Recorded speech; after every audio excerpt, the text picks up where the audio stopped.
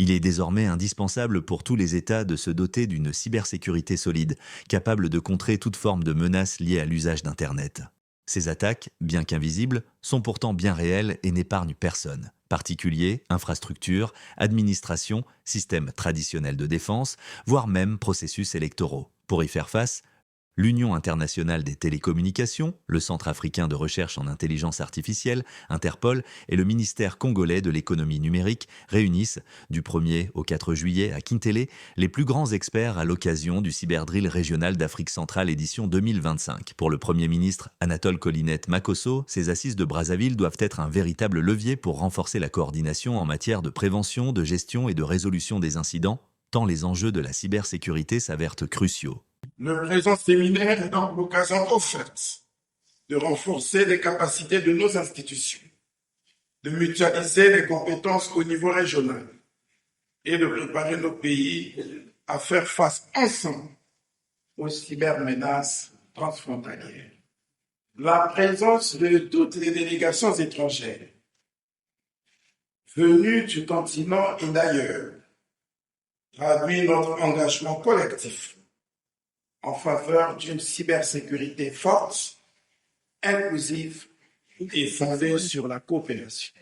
La coopération, encore et toujours. Ici, elle prend tout son sens, car la sous-région Afrique centrale accuse un retard notable en matière de cybersécurité. Depuis la tribune, le Premier ministre a tenu à rappeler les actions déjà entreprises par le gouvernement sous la très haute autorité du président de la République pour encadrer le cyberespace national. Un dispositif qui s'inscrit résolument dans le prolongement des stratégies régionales et internationales.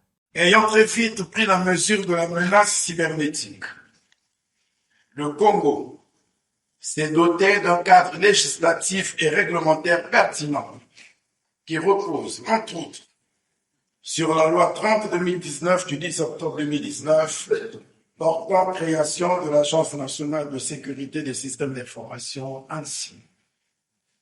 La loi 26-2020 du 5 juin 2020 relative à la cybersécurité, la loi 27-2020 du 5 juin 2020 portant lutte contre la cybercriminalité.